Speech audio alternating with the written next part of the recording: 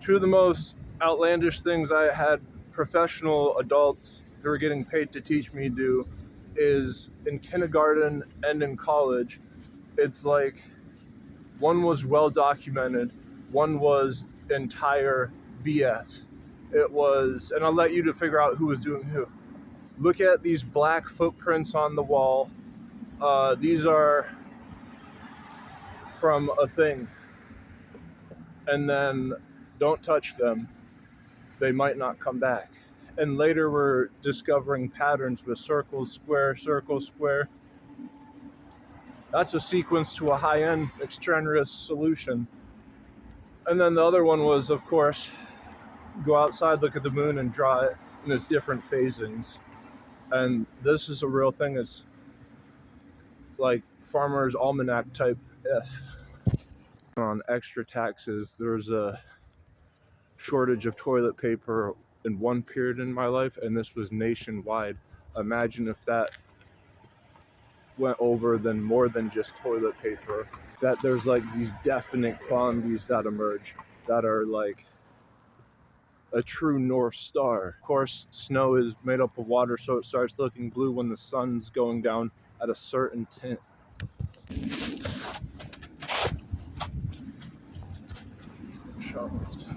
Alexander Graham, he invented the telephone, and then decades later, DARPA picked up the line and created the internet, and then AOL took it, made dial-up, off to the races from there. But for Alexander Graham, anything that you do on the internet, is his name legacy getting a cut of it? Probably not. And there's these things that are like, so much with this is like, we've got this freedom, but then it's like, how much of it is being with what you can get your hands on and the power in that. Where's the point is like an X-Men when they've got the mutant kids, so they all get them inside of a forest in a cabin. That's like real. Like if we had these tools where weather can get changed, you would have people going around changing the weather. And I know that's like the craziest thing you've ever heard of, but believe me, they would be. And so that's why the internet, when it gets more and more like normalized with what a web is, it's like something that you don't internalize. And believe me, I've seen people get ate alive on social media because it doesn't know that there's trying to be seriousness in it, and that it's ran by platforms that are not the best interest in you. They're just trying to get commercials, but more so in line with the freedoms of, like, there's some things that just can't happen because they aren't made that way. For some reasons, we've got the fine-tuned structure and black holes. These are constants in nature that prevents or allows drastic things to occur. The fact we're in a habitable zone, it's that they're directly related to that. There's a vector.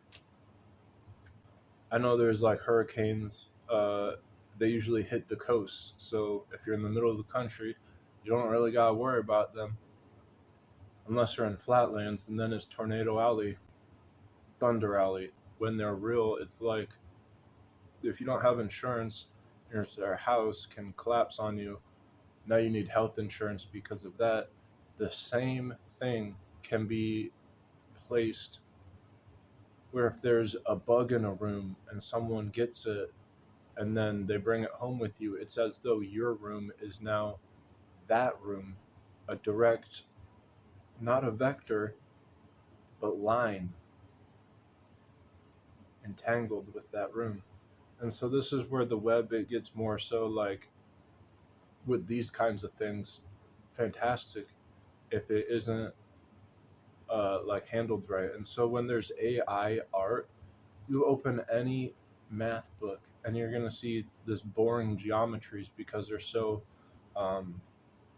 like OP with like all these different angles. And it's like, if you just like made them all a derivation of one thing, oh, that's what AI art does. And so you're looking at AI art and it looks so great, but behind that pixel screen, that's all it is just the complicated geometrics